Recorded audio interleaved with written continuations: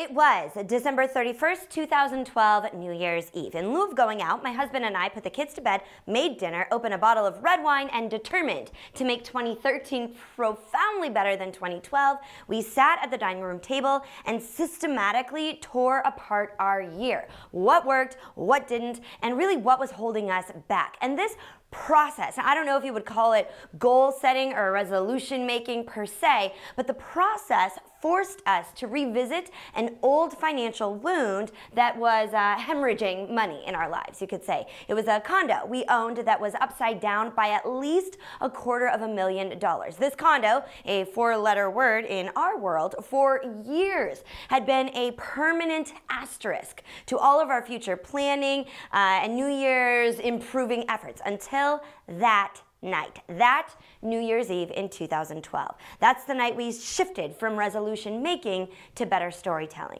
So welcome to the last few days of 2017, and while I hope this has been a great year for you, I hope 2018 is even better. And even though I know, like in the grand scheme of things, I have very little to do with that, I wanted to do what I can to help. And you may have heard me talk about this before, but it's worth repeating.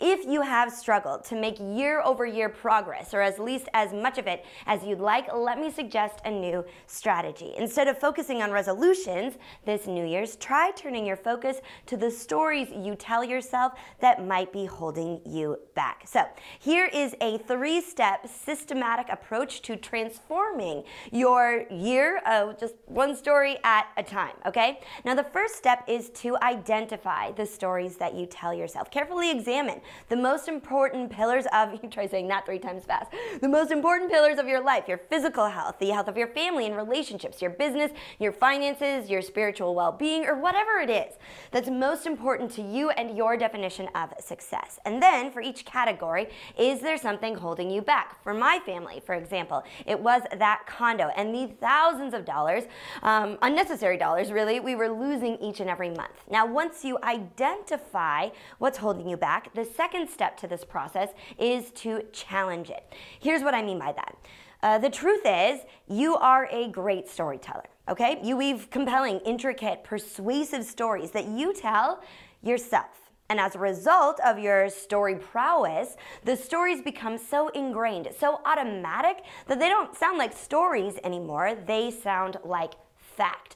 For example, that New Year's Eve, we identified the weak spot, right, and then challenged that $250,000 condo debacle. Now, $250K, that is real, that is a fact. However, the way we approached that number and the way we let it really exist in our lives, I suppose you could say, was a story. The story was, well, there's really nothing we can do about that. We'd said it to ourselves so many times, it sounded like fact. However, that night, we challenged, we asked ourselves if perhaps we were telling ourselves a story about the condo, a bad story. So, once you identify the possible story culprits, challenge them. Ask yourself, what if this fact is actually just a story after all? From there, after you challenge the story, the third and final step is to change it. Once you reveal an old story for what it truly is, the next step is to change that story to one that will serve you better. Now, I know what you're thinking, easier said than done, right?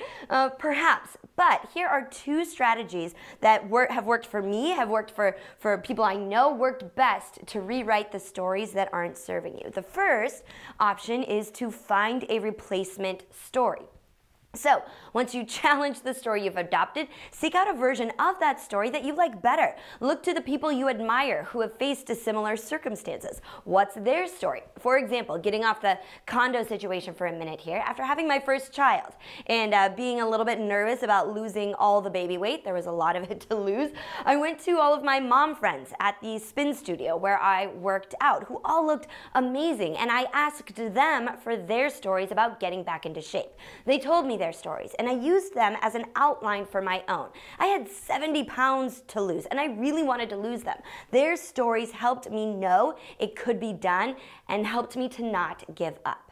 So the second strategy for rewriting the story instead of replacing it is to just scribble out what's there and start writing something new in its place. This is actually what we did in the case of the condo story. We didn't actually have access to a replacement story that night, someone who had been upside down in real estate and had managed to come out on top. So instead of modeling our story off of someone else's, we simply had to decide to erase the "we're doomed by this condo" story and immediately got to work creating a new story. So with a little savings maneuvering, a little good luck with falling interest rates, and a little increase in the rent we were charging our tenant, by the end of that year, 2013, we were break even. So for review, the 3 steps are: identify the possible story that's holding you back. Second, challenge it, and then get to work creating a new story for a better year. New Year's Eve is actually my favorite holiday, better than Christmas, better than Thanksgiving, yes, even better than my own birthday, though it's close. No, I love New Year's the best. I love the opportunity to start fresh, the hope that comes with that, and the anticipation of the stories yet to come. And I wish the same for you. One last thing, thank you for being here with me each week, and thank you for being a part of my story. I wish you nothing but the best in 2018. Until next time.